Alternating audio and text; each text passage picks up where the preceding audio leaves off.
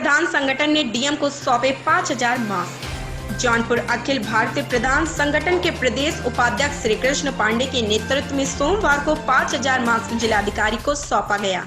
प्रदेश उपाध्यक्ष ने बताया कि संगठन के राष्ट्रीय अध्यक्ष जितेंद्र चौधरी के निर्देश पर प्रदेश के सभी जनपदों में कोरोना महामारी से लड़ने के लिए जिलाधिकारी को मास्क सौंपे जा रहे हैं। उन्होंने कहा कि उक्त मास्क जरूरतमंदों के बीच वितरित करने के लिए दिया गया है। वहीं जिलाधिकारी दिनेश सिंह ने संगठन के प्रति आभार प्रकट करते हुए जरूरतमंदों के बीच मास्क वितरित करने का आश्वासन दिया। ट्रक की चपेट में आने से साइकिल सवार की मौत।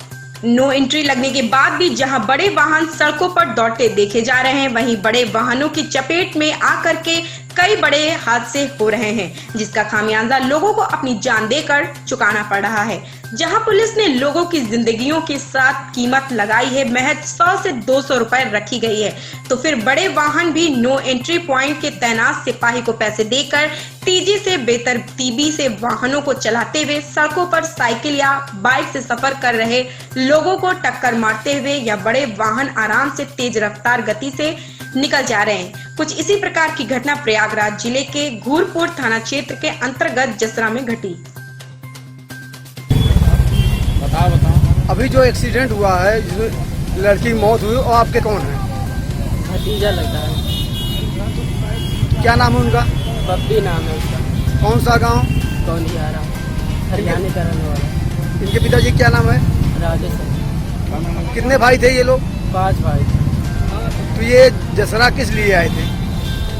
आए थे सिलाई मशीन बनवाने गवनिया वो, जब नहीं वहाँ बना होगा तो चले आए होगा घूमने घर पे। आज समय हो गया। आपका नाम? मेरा नाम करण। कौन सा गाँव? हटंगिया। और जो इनका एक्सीडेंट हुआ है, ये कहाँ के रहने वाले हैं? ये कौंधियारा का बगल हरियाणा है। पुलिस रेडियो मुख्यालय में महिला पुलिस कर्मियों के शारीरिक शोषण की शिकायत। डीजीपी एचपी अवस्थी को महिला पुलिस कर्मियों की तरफ से भेजा गया शिकायती पत्र। पुलिस कंट्रोल रूम में 112 से वापस वायरलेस में पोस्टिंग के नाम पर किया जा रहा है महिला पुलिस कर्मियों का शारीरिक शोषण। डीजीपी को भेजे गए पत्र में महिला पुलिस कर्मियों ने लिखा गई कई लड़कियों कर चुकी हैं सुसाइड, कई मानसिक तौर पर प्रताड़ित। वायरलेस के बड़े अफसरों पर महिला कांस्टेबल ने लगाया आरोप। डीजीपी को भेजी गई चिट्ठी में महिला पुलिसकर्मियों ने लगाई गोपनीय जांच कराने की गुहार। देश में कोरोना संक्रमण थमने का नाम ही नहीं ले रहा है। लगातार कोरोना संक्रमित मरीजों की मौत का आंकड़ा बढ़ता ही जा रहा है। एसजीपीजीआई में कोविड हॉस्पिटल में भर्ती आईएएस सुशील कुमार मौर्य का सोमवार सुबह करीब 6 बजे निधन हो गया। वह 10 दिन पहले कोविड पॉजिटिव होने के बाद एसजीपीजीआई में भर्ती कराए गए थे। मोहनलालगंज में बीजेपी सांसद कौशल किशोर और सिटी मॉन्टेसरी स्कूल के संस्थापक जगदीश गांधी दोबारा कोरोना पॉजिटिव पाए गए हैं। दोनों रिपोर्ट निगेटिव आने के बाद डिस्चार्ज हो चुके थे। रविवार को दोबारा हालत बिगड़ने के बाद मेदांता में इलाज कराने गए थे, जहां रिपोर्ट पॉजिटिव आई है। आम आदमी पार्टी के राज्यसभा सांसद और यूपी प्रभारी संजय सिंह को सीतापुर में अटरिया में रोककर गेस्ट हाउस में रखा गया है। हालांकि 2 घंटे बाद उन्हें छोड़ दिया गया और वह लखनऊ वापस आ गए। संजय सिंह ने स्वयं ट्वीट कर इसकी जानकारी देते हुए कहा कि एएसपी एनपी सिंह ने कई पुलिस अधिकारियों के साथ उन्हें अटरिया सीतापुर के गेस्ट हाउस में अवैध तरीके से रोके रखा है। उन्होंने लिखा है कि योगी सरकार उनके साथ किसी भी घटना को अंजाम दे सकती है। चिंता मत कीजिएगा, इन बेईमानों के खिलाफ जंग जारी रखूंगा। बॉलीवुड अभिनेत्री कंगना रनौत को केंद्रीय गृह मंत्रालय की तरफ से 22 श्रेणी की सुरक्षा दे दी गई है। इस पर उन्होंने गृह मंत्री अमित शाह को धन्यवाद कहा। अभिनेत्री ने कहा कि शाह चाहते तो हालातों के चलते मुझे कुछ दिन बाद मुंबई जाने की सलाह देते, मगर उन्होंने भारत की एक बेटी के वचनों का मान रखा है। अभिनेत्री ने ट्विटर पर कहा, ये प्रमाण है कि अब किसी देशभक्त आवाज को कोई फांसीवादी नहीं कुचल सकेगा।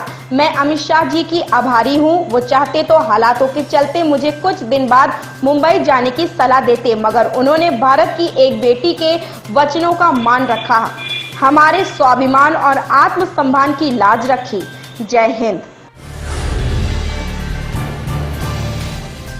आगरा के सिकंदरा क्षेत्र में स्थित 2 केमिकल फैक्ट्रियों में भीषण आग लग गई है। आग इतनी भीषण है कि आसपास के मकानों से लोग बाहर आ गए हैं। मौके पर पुलिस और दमकल की कई गाड़ियां पहुंच गई हैं। आग को बुझाने के प्रयास किए जा रहे हैं। लखीमपुर खीरी के संपूर्णा नगर थाना क्षेत्र के त्रिलोकिया गांव में रविवार दोपहर जमीन पर कब्जा कर रहे लोगों का विरोध करने पहुंचे पूर्व विधायक निर्वेंद्र कुमार मिश्रा उर्फ मुन्ना की झगड़े के दौरान मौत हो गई। हमले में पूर्व विधायक की पत्नी सीता, बेटा संजीव मिश्र और पुत्र वधु शीतल भी घायल हुए। परिवार वालों का आरोप है कि पूर्व विधायक की पीट कर हत्या की गई। इसी आधार पर 5 लोगों के खिलाफ हत्या का मुकदमा दर्ज किया गया है। वहीं देर रात हुए पोस्टमार्टम रिपोर्ट के अनुसार मौत हृदयाघात की वजह से हुई। उधर मौत की खबर से गुस्साए लोगों ने हंगामा किया तो सीओ कुलदीप कुकरेती के निर्देश पर पुलिस ने लाठियां फटकार कर भीड़ को खदेड़ दिया।